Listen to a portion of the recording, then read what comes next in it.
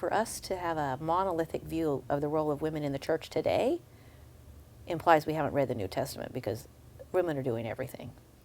Jesus actually was sort of an early feminist. Maybe you could even say Jesus was sort of the Betty Friedan of first century Palestine. Because you look at how he honored and upheld women, it was so different than other treatment of women in Scripture of the time. In Jesus' resurrection stories, in terms of what happens on Easter morning, the women are all over the place in all of the Gospels. And the men are either doubting or asleep or concerned with other matters. The women have come to the tomb. Their grief compels them to be present to even his body. They know darn well that if they don't go and take care of the body and prepare it in death, no one else is going to do it.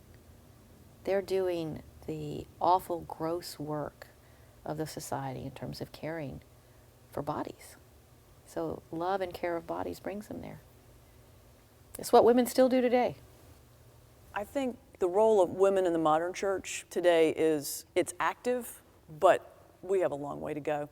You know, we see all these fights going on right now within the church over such basic things, like the Catholic Church struggling whether or not women can be priests, or the Anglican Church struggling whether or not, women can be bishops. I think we live in a day in which at one level, the sky's the limit with respect to what women can achieve and do. And we see this. Women are, in small numbers, moving into high-level positions. I think it's exciting to see how women lead. And when they take up these positions, they quite often do them differently than men do, and to good effect. And yet, putting women in a position of leadership is so threatening to the church. I get calls maybe every couple of months, but it's the same call.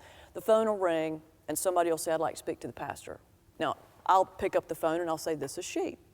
Long pause.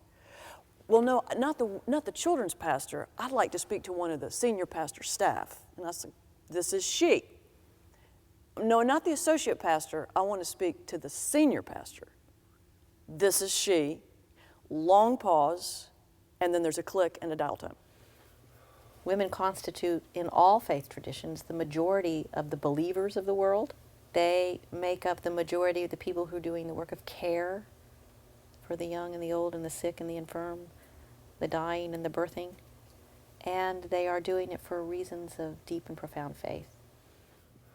I grew up in a really strict, very difficult Southern Baptist tradition. And now, today, even with a law degree, an honors degree in seminary, and 7 years as a senior pastor, I'm still not welcome to preach in my home church in Charlotte, North Carolina.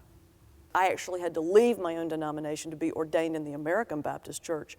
But today I have a parish that honors that role and honors those gifts. And, I look at it now and I think, well, women who have been given that opportunity need to find strength and find energy so that they can turn back and help the other women who are going through and offering their gifts. Why in the broken world that we have today would we turn down an offer of help based on gender?